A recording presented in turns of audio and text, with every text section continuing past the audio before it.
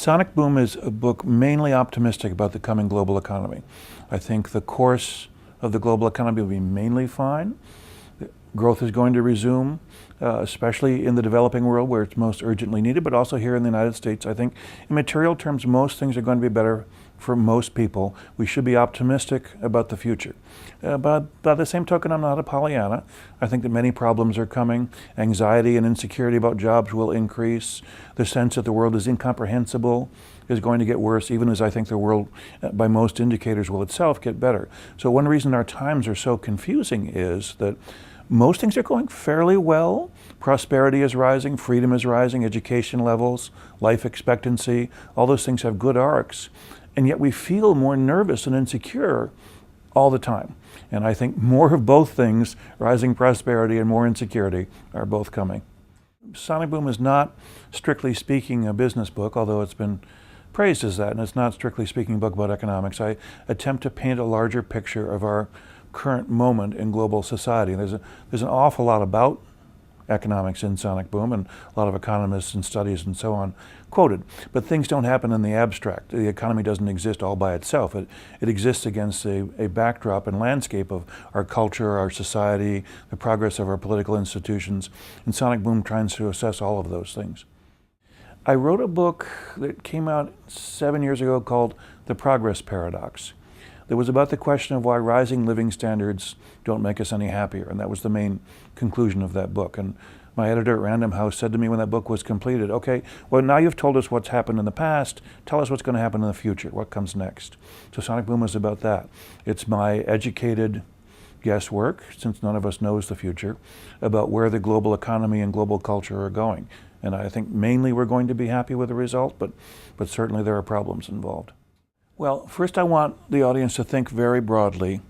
Because things don't happen in a vacuum, there isn't one person who lives a life in culture and another person who lives a life in economics and another person who lives a life in politics. We all have all these things going on in our lives all at once. So when I talk about Sonic Boom, I talk about how to understand all the things that are happening in your life all at once. My message is mainly optimistic, but I'm not going to send the audience out, everybody out beaming with a huge bright smile on their face, because there are problems coming.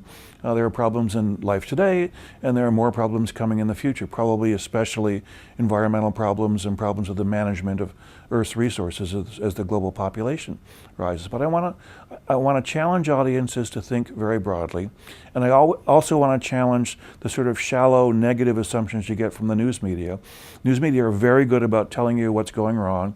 Anytime there's anything burning or exploding, anywhere in the world we see images right away. They never tell you what's going well. And many things are going well in the world. I want to talk about that in a constructive, not a Pollyanna context. It's a long-standing facet of American culture that we always think America is about to go into decline. You find this in previous decades, you find it in previous centuries.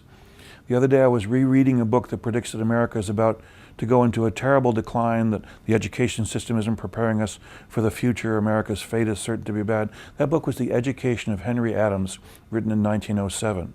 You go farther back, you can go all the way back to Plato, 2,400 years ago, and you find a very standard prediction that the world is fine now, but is about to decline. People seem always to think this.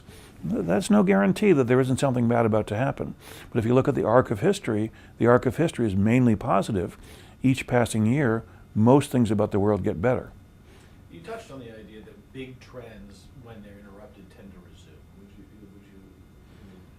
you do that again for us? I wrote Sonic Boom, which is mainly a book that's optimistic about the global economy, in 2007, 2008, when all the news was negative. So I had to constantly cross-check and ask myself, how good is my evidence for this optimism?